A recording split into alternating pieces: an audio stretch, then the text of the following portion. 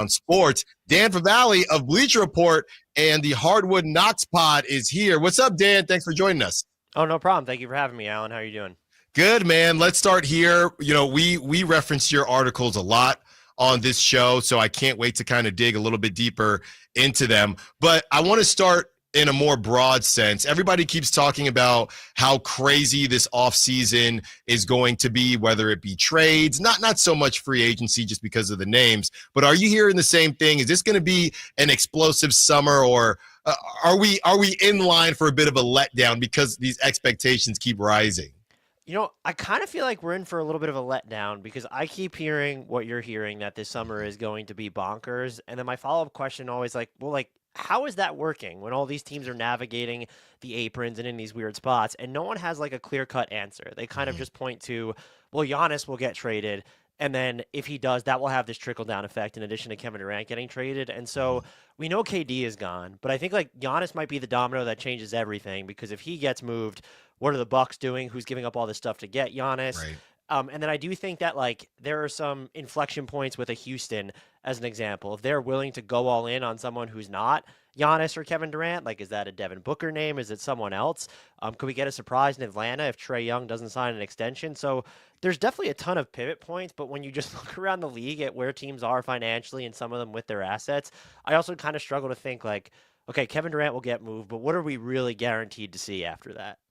Talking to Dan Favale, Bleacher Report, and Hardwood Knocks Pod. So, Dan, yes, the two articles that we talked about here on this show, which of the NBA's biggest disappointments are most screwed? I believe you had the Kings at number 3. And the other article, what every team would do if free agency started today. And you mentioned the Kings extending Keegan Murray. So let's make you Scott Perry for a second. What would you do if you were in charge of the Sacramento Kings? Oh, I would tear it down. Like, that's just, you traded De'Aaron Fox. We had the report, and it doesn't seem like he wants to be in Sacramento. He said that. Sabonis reiterated it. But when he wanted to see clarity on where they were headed, it's never a great sign. I just don't, you look at this team, and it's how do you go from good to great? And it was an issue they were grappling with before the De'Aaron Fox trade. And so how do you move no worse than your second most important player, depending on how you feel about Domantas Sabonis, and then just expect to get better or put yourself in a position to bridge the gap between, like, look at what's happening in the Western Conference. The Minnesota Timberwolves are an incredibly good basketball team. They just got trucked by the Oklahoma City Thunder. And so if you're Sacramento, I don't know how you're looking at this and thinking, yeah, we're like one trade away. Like, we could totally do this. So that's what I would do. I would, however, be shocked if that's what this front office, that organization does. Let's continue on that path. What do you think, or where do you think are some solid landing spots for Domantas Sabonis? I would be super interested to see him in San Antonio alongside Wembanyama. They both provide enough stretch, and then Wembanyama can cover up for him defensively. He would be incredibly interesting in Phoenix. I don't know what that trade looks like. Is it Durant going to a third team and you're getting those assets? But Devin Booker's excellent next to decision-making bigs, not necessarily these. They don't have to be rim rollers. And that might actually be my favorite landing spot for him, because I think him and Booker play off one another so well. This does get into what is a fair discussion to have. I'm going to sit here and say they should blow it up. Domantas Sabonis is a tricky player to trade because his skill set is so unique. I think he's more versatile and just overall better than a lot of people believe. I had him all NBA this year. He didn't make it. But he is a very unique talent. And so I think that narrows with that contract. We kind of seen people's view of Larry Markkinen has changed a bunch since he signed his deal. So if you're not like a top 10, 15 player and you're on one of these contracts, it just gets harder to move you. So that is in fairness to the Kings, but they also did give him that contract. And I still think he's a really good player that you could recoup value on now, and maybe you might not get as much down the road for him.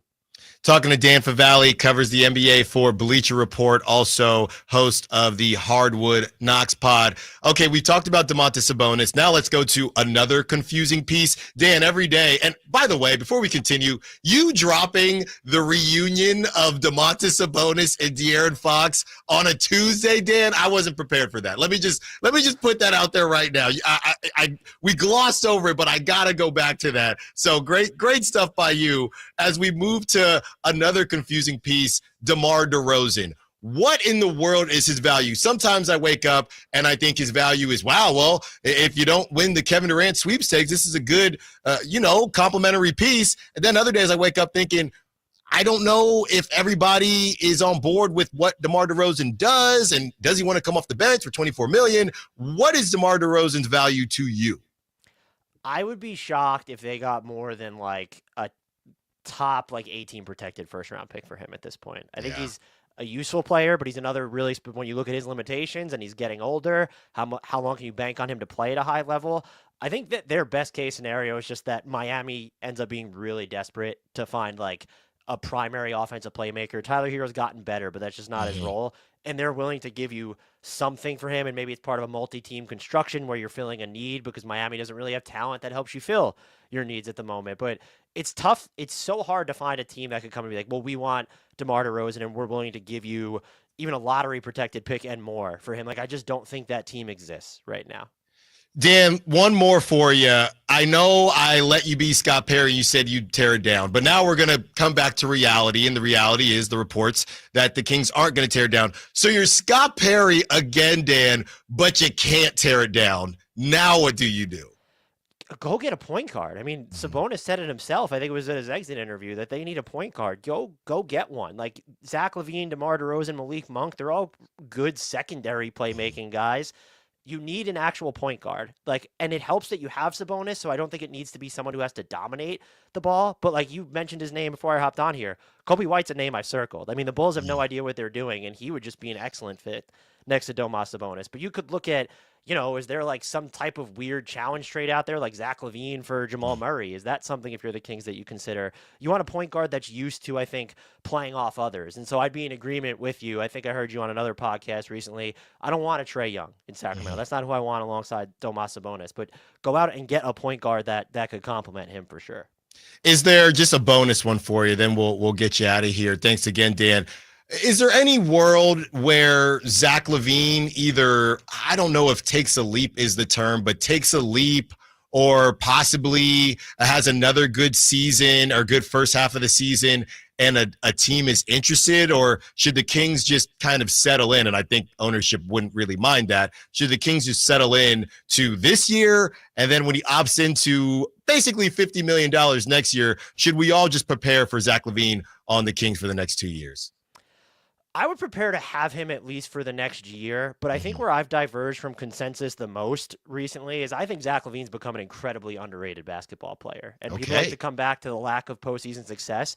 His offense just translates anywhere. Someone who can create off the bounce but is so comfortable playing away from the ball, and he has some of the tertiary playmaking chops. He can get frustrating with his decisions on the ball.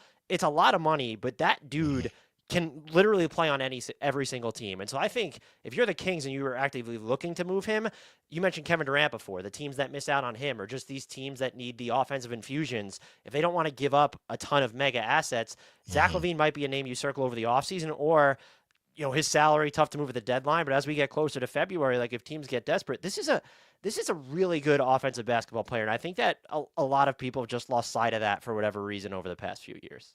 Dan Favale, thank you so much, man. I can't wait to have you on again. It's going to be a long off season, but having you back on will make it go a little bit quicker. Bleacher Report covers the NBA, also the Hardwood Knocks pod. Enjoy the rest of your week, Dan. We'll talk to you soon. You as well, Alan.